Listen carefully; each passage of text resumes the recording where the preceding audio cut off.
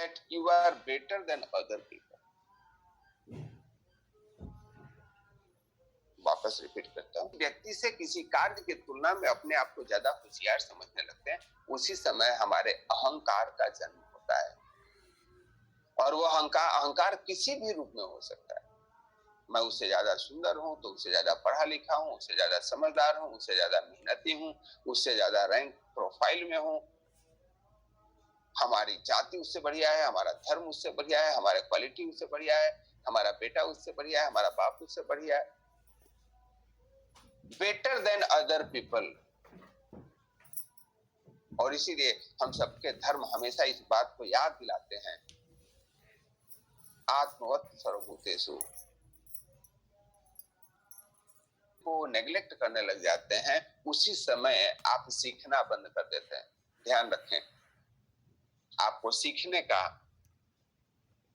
Scope हर एक जगह है। हर एक व्यक्ति कुछ न कुछ किसी न किसी फील्ड में आपसे बेहतर है। मैं रिपीट करता हूं, हर एक व्यक्ति किसी न किसी फील्ड में आपसे बेहतर है।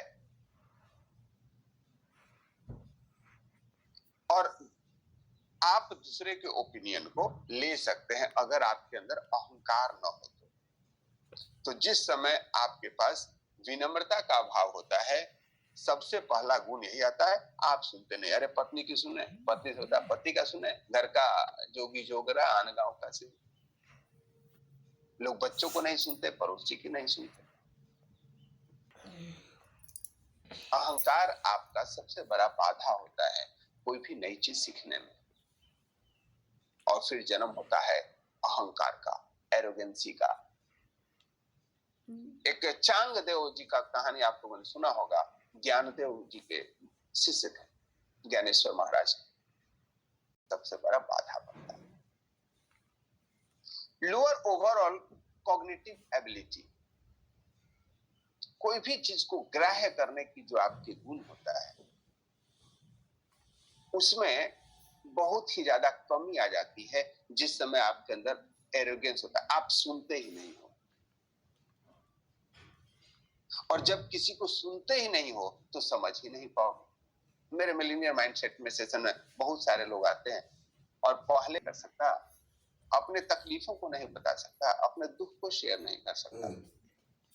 यस जेंटलमैन, हमेशा ध्यान रखें, अपने आप को एवेल्युएट करें कि कहीं हमारे अंदर विनम्रता की कमी तो नहीं आ रही है। Mean dimming your side. नम्र होने का मतलब यह कभी नहीं है कि आप अपने आप को अंडर वैल्यूएबल समझें, कम आके। You are perfect and fine, whole and complete. विनम्रता वह गहना है जिसको बिना पहने आपके आचरण में सुधार नहीं हो सकता। तो अब सवाल उठता है तो पिक्चर नजर आएगा कि किसी के साथ क्या समस्या है, और उस समय आप विनम्र हो गए। एक ट्रेन में एक बच्चा जा रहा था अपने माँ बाप के साथ। 14-15 साल की उम्र थी और लड़का बहुत चिल्ला रहा। वो खिड़की के बाहर जाते वाले पेड़ों को देखो, बोला पापा पापा देखो ना पेड़ भाग रहे हैं।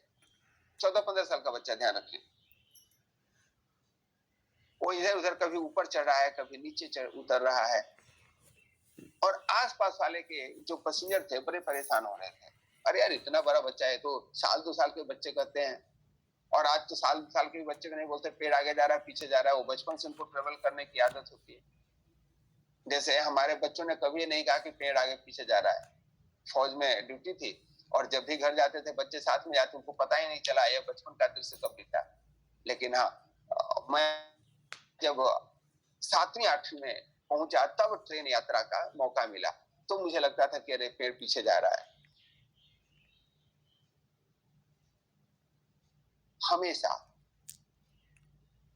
हम दूसरे को अपने पॉइंट ऑफ व्यू से देखते हैं, और यही काम जितने लोग तो कर रहे थे कि अरे ये तो यार बच्चा मूर्ख है, या बच्चा उत्पात कर रहा है, बच्चा उछल कूद कर रहा है, और इसके माता पिता इसको रोक ही नहीं रहे।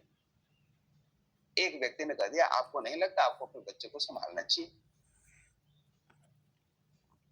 उस व्यक्ति ने कहा कि हमारा बच्चा आज पहली बार आंख खोला है, यह बचपन से ब्लाइंड था, किसी ने इसको आंखें डोनेट की है और मैं इसकी खुशी को रोकना नहीं चाह रहा जो चीजें देख रहा है। जो ही लोगों ने इस बात को सुना कि पहली बार देख रहा है, हर एक व्यक्ति का पॉइंट ऑफ व्यू बदल गया। हम तुरंत आंक लेते हैं, हम तो बहुत समझदार हैं जी, हम तो बहुत सक्सेस हैं जी, हम तो बहुत धनी हैं जी। जब किसी दूसरे व्यक्ति से उसके बारे में पूछते हैं, उसके चैलेंजेस के बारे में पता चलता है, तब आपको आभास होता है कि वह व्यक्ति कितना महान है, किस परिस्थिति में वहां तक पहुंचा। Active listening. हम लोग सुनते नहीं है, सुनते हैं तो फिल्टर करके सुनते हैं, सुनते हैं तो बातों को जवाब देने के लिए सुनते हैं, तो सुनने का नाटक करने के लिए सुनते हैं, तो जजिंग एंड एवेल्युएटिंग के लिए